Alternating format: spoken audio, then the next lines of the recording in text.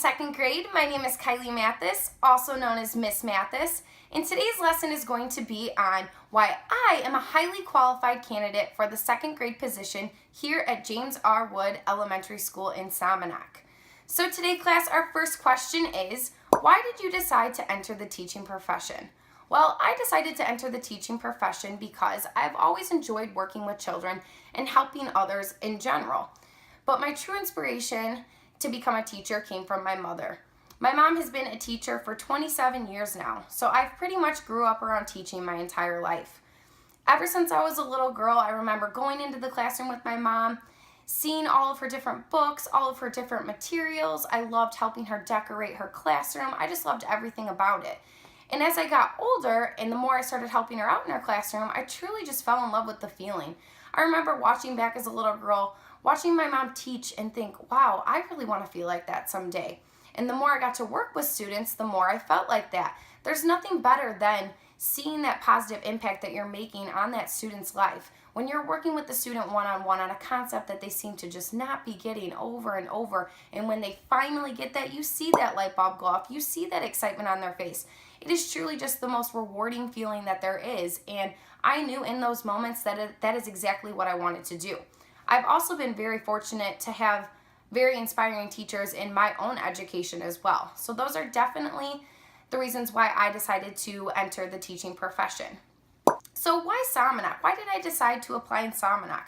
Well, you know, I'm from Sandwich, so I grew up in Sandwich my entire life. I went to all Sandwich schools, and I've always loved the small town feel that Sandwich gives you.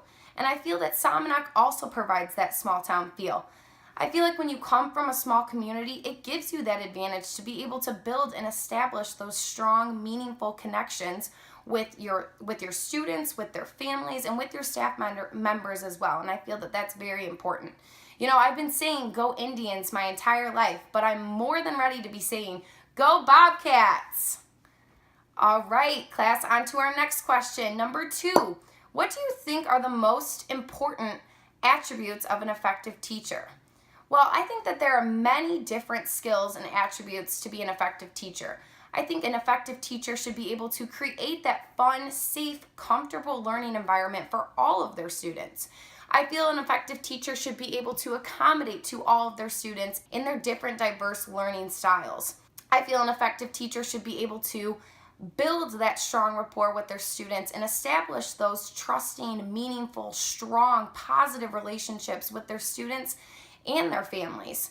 You know, as teachers, we have the ability to make a difference and truly be that positive role model and that mentor in their lives. And you know, I feel as teachers, we're not only responsible for teaching children academics, but we're also responsible for shaping them into who they are going to become as an individual. So some different examples of how I believe that I exhibit those attributes would be through my student teaching experience. When I first arrived in January, I had all my students create an All About Me bag.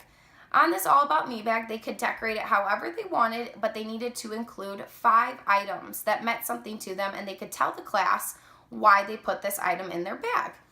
So then I had each of them go up to the class and present it to us. I asked questions about each item that they had in their bag as well as their classmates. And I feel that this really helped me build that safe learning environment. It helped me get to know my students more on that personal level and just build that trusting relationship from the beginning. Another example of how I believe I exhibit these attributes would be through my student teaching experience and as a math interventionist right now. I had my students fill out an interest inventory. In this interest inventory, I had different questions that were related to academics as well as outside of school. So some of the outside of school questions would be like, what is your favorite sport? What do you like to do outside of school? Different things like that. And some of the academic questions were, what is your favorite subject? What is your least favorite subject? How much time do you spend at home reading? And the last example I'm going to use is my differentiation in my instruction. I believe right now as a math interventionist, I work with grades from 1st through 5th, and I have to modify my instruction on a daily basis. For example, right now my 1st graders were working on 2-digit addition. So I have provided multiple different strategies and tools for them to do this. We've used hundreds chart, number grids, 10 frames, base 10 blocks, a supplementary program called Dreambox. We've used the Rec and Rec tool and all sorts of other different manipulatives as well as touch math. So I believe that those are 3 great examples of how I exhibit those attributes as an effective teacher. All right, our third question of the day is, how would you establish a welcoming and positive classroom environment? Well, I think it's extremely important to be able to build that welcoming and positive classroom environment from the very beginning. So that means establishing those strong, meaningful, trusting relationships with not only your students, but their families as well. So if that means making that personal phone call before the beginning of the school year to introduce yourself and having that clear communication and keeping those relationships throughout the entire year. So, sending those weekly parent letters home, sending positive notes home with their children on a daily basis, having different things in your classroom like Class Dojo, so the parents are able to see what their children are doing in the classroom on a daily basis. I also think it's extremely important to provide multiple different volunteer opportunities for parents to come into the classroom. I want my parents to feel comfortable and that they can come into the classroom whenever they feel like they need to. That is something that's extremely important to me. I also feel like it's very important to have a student-driven classroom. So, providing those different options for your students, giving them the choice. I feel like this expresses individuality as well as gives them a voice in the classroom. I feel like this also can make them more connected, focused, and engaged with the content that they are learning. So what is my philosophy on discipline? My philosophy on discipline, I definitely think discipline should be handled on an individual basis. So I believe that, you should talk to that child one-on-one. But I also believe it's very important as teachers that we teach our children how to problem solve on their own. As teachers, we need to teach our children how to regulate their own behavior. So by providing those strategies and those tools for them to be able to use them when they are feeling these different types of emotions is extremely important. But talking with a child one-on-one is very important too. Just asking them, what was the choice that we made? What was the better choice we could have made? If we continue to make this choice, this is what the consequence will be. And if it continues to happen, then I think that's when you make the phone call home. And from there, we can establish what we think is best. If that is developing a type of behavior plan, simple chart every day that they follow, that they could work towards a goal each day. All right, question number 4. Based on your teaching experiences, what have you accomplished that makes you the proudest? Well, something that has definitely made me very proud in my teaching experiences was in my college career.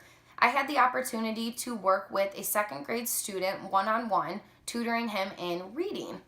When I first arrived, I could tell that he had no interest in reading whatsoever. He didn't like it. He didn't like to read about anything. There was nothing that really interested him. And I could tell that this was all coming from his lack of confidence. He kept telling me, I'm not a good reader. I can't do this. And the first thing I said to him is I was like, we need to change our attitude. We need to have a positive attitude about this. You can do this. So the first thing we made right away from the beginning was an I can chart. So each day we developed a different goal. I can read with fluency, for example. That would be one of our goals for the day that we would work on. So as I got to know him more and more throughout the year, through our conversations, I discovered that he really, really loved superheroes. So I immediately went to the library, checked out a bunch of different superhero stories that were at his reading level, and brought them to our next tutoring session. So when I arrived, I laid all the books out, and he looked at all of them, and I could just see his face light up. He was so excited. He was so excited to tell me about all his different favorite superheroes and what they do. And I was like, okay, great. Well, we're going to be reading one of these books today, but I'm going to let you choose which one you want to read. And he was like, okay. And I remember exactly, he picked the Green Lantern. He's like, this is my favorite superhero. This is the one I want to read. I'm like, awesome. So immediately when we started reading, I could see the huge difference in him. He was way more engaged. He was so excited about what he was reading. And from then on, I always tried to incorporate superheroes or different interests of his into my daily lesson plans with him. And as time went on, I could tell he was just genuinely more and more excited to work with me and read. And this made me feel really proud because there was nothing that made me more happy to see him happy to read, to see him excited to work with me.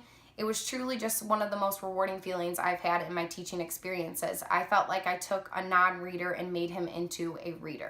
All right, class, we're on our last question of the day, number 5. In 10 years, what do you hope that your students will remember about you? Well, in 10 years, I hope that my students remember me as the teacher who really took the time to get to know them on that personal level and establish that trusting, meaningful, strong relationship with not only them, but their families as well. I hope they remember me as the teacher that they can look up to, that they could come to and talk to about anything. I hope they remember me as the teacher who always supported them and encouraged them in everything that they did. You know, in the end, I really hope just that my students remember me as the teacher that genuinely cared about them. All right, class, that's all we have for today. That concludes our lesson.